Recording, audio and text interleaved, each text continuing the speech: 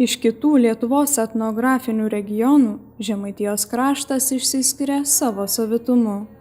Vėliausiai priėmęs krikštą, jis dar mena ir pagonybės, ir vėlesnius krikščionybės laikus.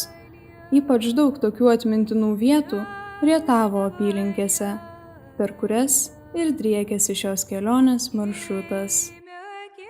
Iš Medingėnų važiuojant Plungės Žarėnų kelio link pasirodo sodyba ir Akmanskinės kaimas, anksčiau vadintas Bliūdaliais.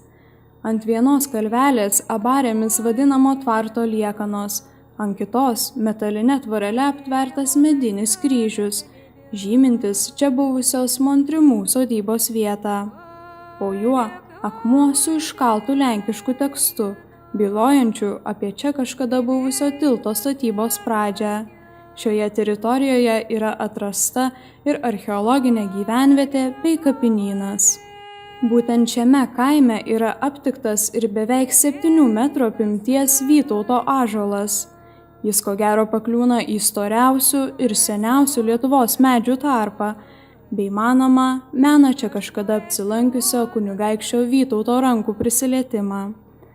Panašūs ilgaamžiai medžiai vis dar kelia pagarbos jausmą ir turi mistinę galią lietuvio, o ypatingai žemaičio dvasiai. Vienas gražiausių Žemaitijoje yra Žarėnų seniūnijos Plinijos piliakalnis, dar žinomas kaip Paplinijos Žarėnų vardais. Yra manoma, kad būtent čia stovėjo Kuršių pilis Žarė, kuri minima 1253 metais Livonijos ordino ir Kuršo vyskupo rašte dėl pietinių Kuršių žemių dalybų. Jis driekėsi Minijos upės dešiniojo kranto vingyje esančioje aukštumoje. Nepaisant aukštų šlaitų yra manoma, kad Plinija kažkada buvo piliakalnis prieplauka. Į šiaurę ir vakarus nuo piliakalnio papėdėje 10 hektarų plote buvo aptikta gyvenvietė. Joje rastas 1 tūkstantmečio prieš Kristų vidurio 13 amžiaus kultūrinis sluoksnis su pastatų liekanomis, židiniais, metalo lydimo krosnelėmis ir namų apyvokos daiktais. Čia pat prie Plinijos piliakalnio veržėsi ir prieš šimtmečius stebuklingų laikytas šaltinio vanduo, tačiau ir šiandien jis yra pamėgtas lankytojų, tikinčių šaltinio magija ir stebuklais.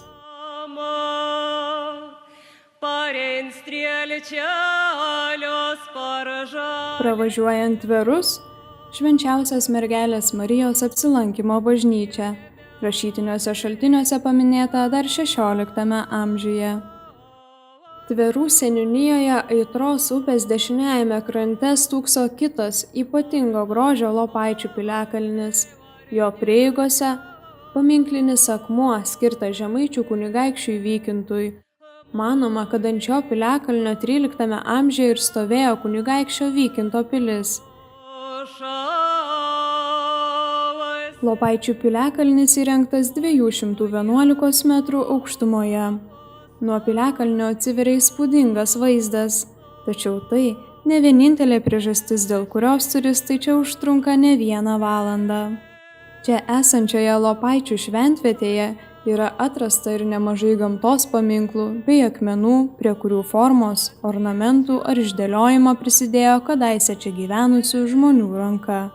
Kiekvienas jų dabar, atkeliavusiam į šias vietas lankytojui, atskleidžia savo mistinės paslaptis informacinėse lentelėse. Žynio kapas, į kurį panašių yra keletas, vienintelis turi aiškią formą, primenančią vainiką.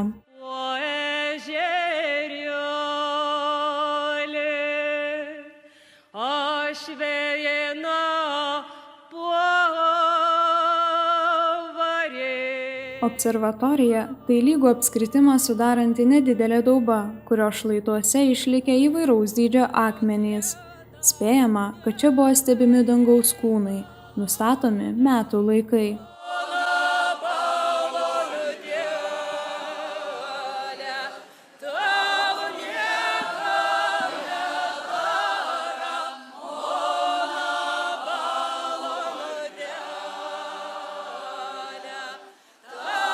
Akį patraukia ir akmenys, primenantys žmogaus veidą ar sunkiai įmenamus mistinius ženklus.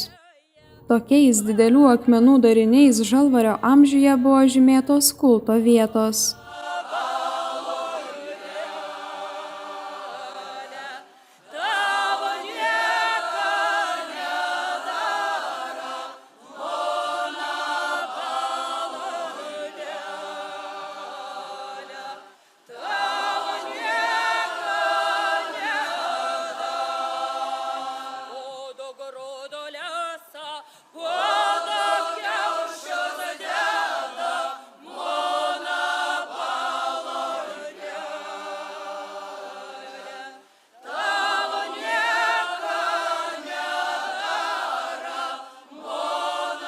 Manoma, kad ant šio akmens padėjus akmenuką ir aiškiai mintyse išsakius savo norą, jis išsipildys.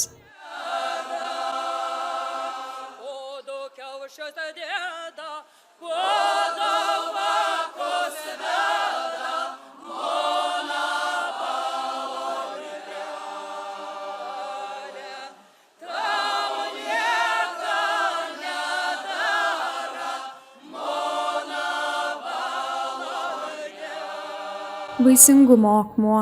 Prie jo dažniausiai suka viltį susilaukti vaikų praradusios moterys. Lopaičių piliakalnis garsėja ne tik etnomitologiniais akmenimis, bet ir stebuklingų laikomų šaltinių. Šaltinis teka iš 9 gyslų. Šis skaičius pagonims buvo šventas. Žmonės tiki, kad Lopaičių šaltinis turi gydomųjų galių. Ištirta, kad jo vanduo itin švarus.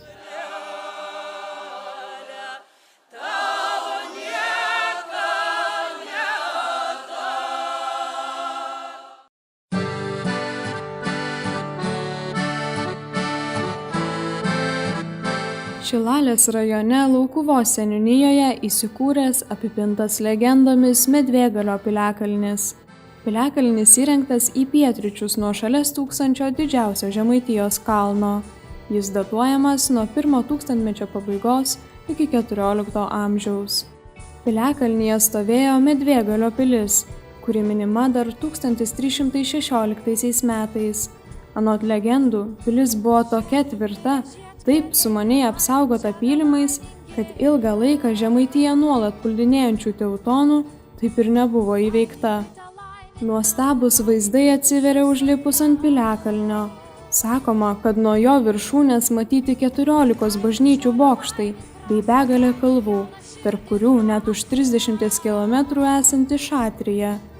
Medvėgalio piliakalnis yra įtrauktas į kultūrinių vertybių registrą ir yra saugomas valstybės.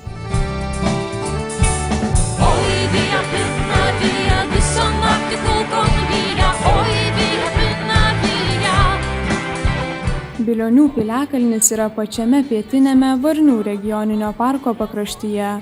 Pasižvalgius nuo kalno viršaus, matyti, jog jis iš visų pusių apjuostas miškų ir pelkių. Piliakalnis suformuotas 1 tūkstantmečio pabaigoje, 2 tūkstantmečio pradžioje ir priskiriamas karų su kryžiuočiais laikotarpiui. Bilionių piliakalnis gali būti dar viena spėjama garsiųjų pilėnų lokalizacijos vieta. Šiaurėje netoli Bilionių piliakalnio lyg siena stovi Aukštagirės kalvos ir miškai, o pietinėje papėdėje medinė 19 amžiaus Bilionių kaimo sodyba. Tai dabar valstybės saugomos architektūrinis paminklas. Kadaise piliakalnio papėdėje buvusi ne viena, o 75 sodybos.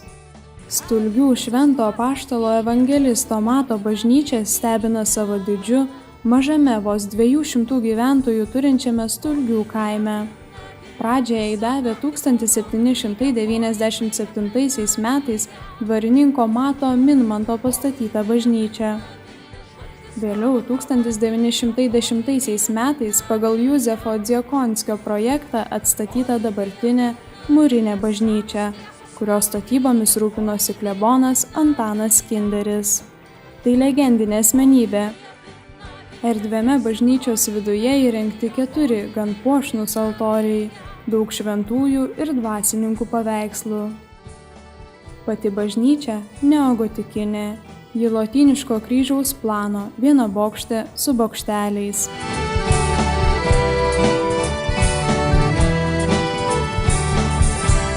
Viena dažniausiai lankomų Žemaitijos vietų – Bijotai. Jie susieti su kultūros veikėjo Dionizo Poškos vardu. Čia, šalia senosios dvaro sodybos, garsieji baubliai, gavę pavadinimą nuo tūkstantmečio ąžuolo vardo.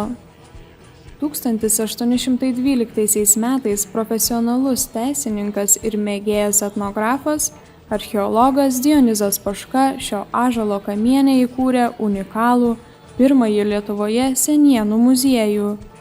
Vėliau šalia baublio buvo pastatytas antrasis ąžuolo kamienas. Jame Dionizas Poška dirbo ir ilsėjosi. Baublio rinkiniais domėjosi mokslininkai, tautinio atgimimo veikėjai.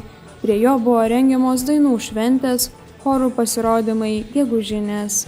Dabar atstatytoje Bijotų dvaro sodyboje įkurtas Dionizo Poškos memorialinis muziejus, vadinamas Baublių muziejumi. Baubliai kaip gamtos ir istorijos paminklas neturi savo analogo pasaulyje. Žemaitija – turtingas ir paslaptingas savo istoriją kraštas.